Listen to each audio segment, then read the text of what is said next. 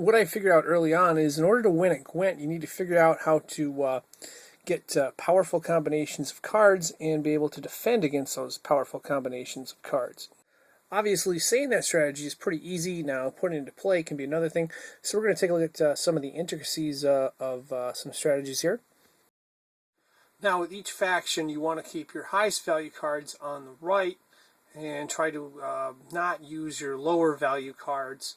But you have to use a certain minimum number of cards. That's up to you to figure out what you think is most effective. But just keep in mind that if you eliminate the low value cards in the deck, what that does is that improves your odds of winning, because you're not going to draw those lower value cards that you want to get rid of, and you're going to be able to use the more powerful cards and the stronger combinations that give you a better chance of winning.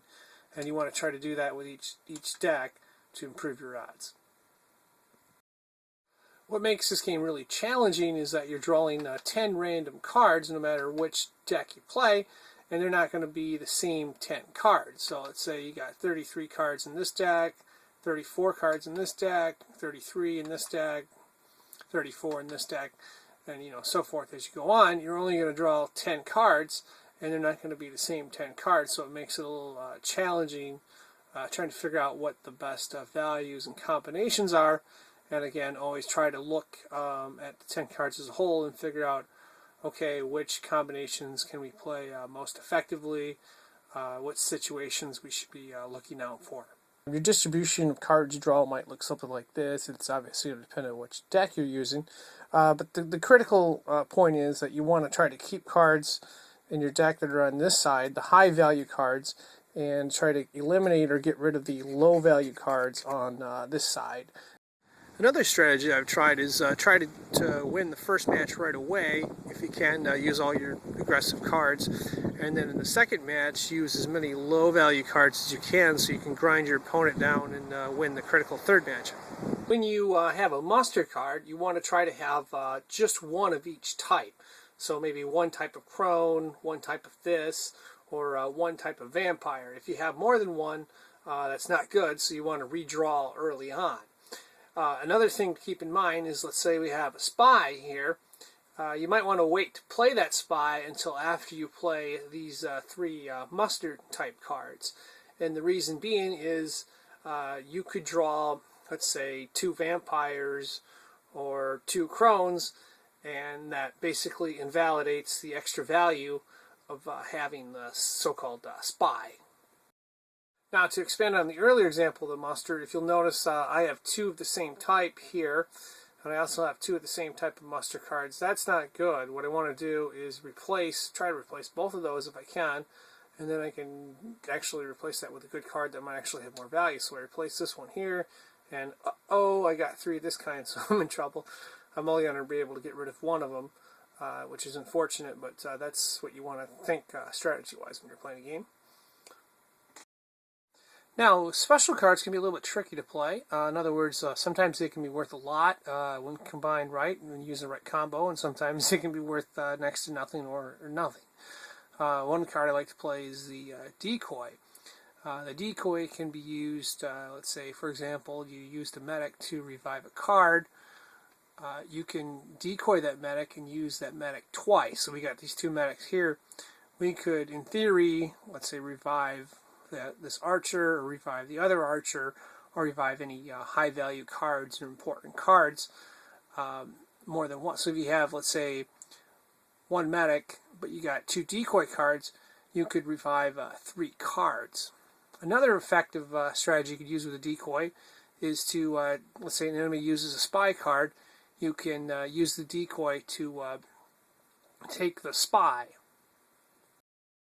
For example, if you have the Torrential Rain card, it would be very effective against these siege units right here.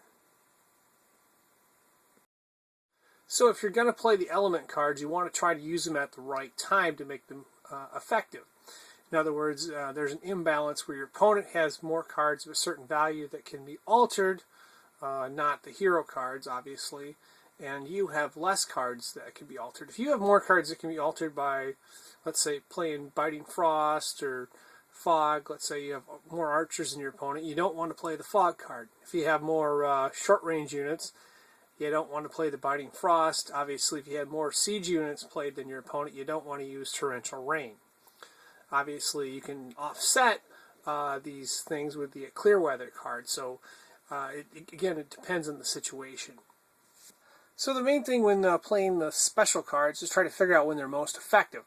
Let's say your opponent has a lot of short-range units like this right here, and they're not black cards or hero cards.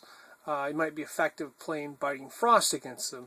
Conversely, if your opponent has a lot of archers, per se, like this faction does, it might be a good idea to play the Impenetrable Fog against them. And if your opponent has a lot of the long-ranged units or siege units, you might be effective playing the Torrential Rain against that, assuming that you don't have a lot of the long-range siege units. Now let's say, for example, your opponent played a spy card. Well, that's not good for you, but let's say you don't have any decoys. Well, that's a little bit of a problem. One option you could do is wait till the next round and use a medic to revive one of the spies, and you can play the spy against your opponent, which allows you to get 2 additional cards. Now, hero cards could be nice in that your opponent cannot alter the value of them. There could also be a downside to them in that you can't alter the value to them. For example, let's say you want to play the Commander's Horn. Well, the Commander's Horn will have no effect on the hero card. However, let's say your opponent wants to do something against your hero card. Well, their stuff doesn't have any value on that either. So let's say your opponent wants to play Scorch, Biting Frost, Impenetrable Fog. None of that stuff has an effect on the hero card. One other advantage of some of the hero cards is you can use, let's say, you have the medic here.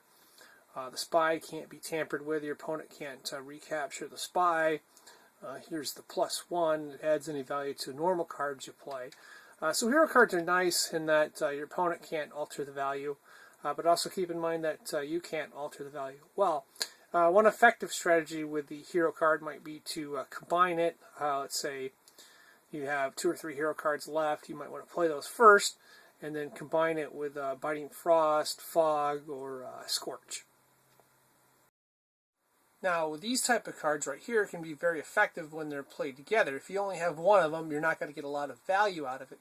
But if you have more than one, let's say 2 or 3, you can get a lot of value of it, especially if you combine it with a Commander's Horn that will double the value. So for example, if you have this card right here, we only have one of them, it's only worth 5 points. But if we have 2 of them, each card is worth 10 points, and if we have 3, it's worth even more. So basically, these type of cards right here can be very effective when they're played together. If you have them, I'd like to try to wait to the end of a round and see if your opponent passes, or where you know exactly how many points you need. They're also not very effective if you're playing them against, let's say we have the Catapult here, and we want to play that against, and your opponent uses Torrential Rain. It's not going to be worth as much as it would if it's clear weather and you're playing the Catapult. Lastly, one other point I might add with these type of cards is if you have, let's say, 2 of them and you know there's 3, and you have a spy, you might want to wait until you play all your spies to use these cards, because it's possible you could draw a 3rd card, and that would be really good for you, where it dramatically increases the value. Now, this dragon card can be very effective against opponents if they have a lot of short-range units. Now, it can only be effective against them if it's if their opponent's value is 10 or more. So you don't want to use it if their opponent's value is 10 or less. It can also be really effective. Let's say you're playing against the Monsters faction, and you combine it with, say, the Decoy. What you can do is you can use it to ram your opponent's line and destroy some of their cards, and then take the decoy, pull it back, and then use it to hit it like 2 or 3 times. So let's say you have 3 decoys on one dragon, you could potentially hit your opponents up to 4 times. Another effective strategy with the dragon might be, let's say if your opponent has played like 10 card like this, and they have some other cards that are vulnerable. Let's say they may have spies, or let's say they have blue stripes commandos, and they're all of different values. Well, you can only eliminate the highest value when you use the dragon card. Another way to do it, assuming you haven't played a lot of the same type of frontline cards, would be to maybe, if you're lucky and you have the Biting Frost, use the Biting Frost and then use the dragon to eliminate all those cards, and then maybe use Clear Weather or don't use anything at all, but that could eliminate an opponent's almost entire front line except for the hero card. Now, medics can be effective in a number of ways. The first way they can be effective is if your opponent used a spy and you weren't able to recover it with a decoy in an earlier round, you can use the medic in the next round to recover that spy and play it against your opponent. Another way it can be effective is just reviving high value cards of yours. For example, let's say you played one catapult and your opponent scorched it. Well, you can use the medic to revive it. If you have more than one medic, let's say you played 2 catapults and they combine for a high value, 16 each, and you had the captain's horn, which made them worth 32 points each. So you got a lot of points out of those catapults, and your opponent decides to scorch them. Well, if you have 2 medics, you can revive both catapults after your opponent scorches them. So most of the time, unless you're playing a spy up front with a medic, I would prefer to use them toward the end of a round when you see what your opponent has done, so you can figure out what you need to do to try to win the round or improve your chances of winning that round. Now with leader cards, you want to try to use them to your advantage. Like with this leader card, it can be used as a medic.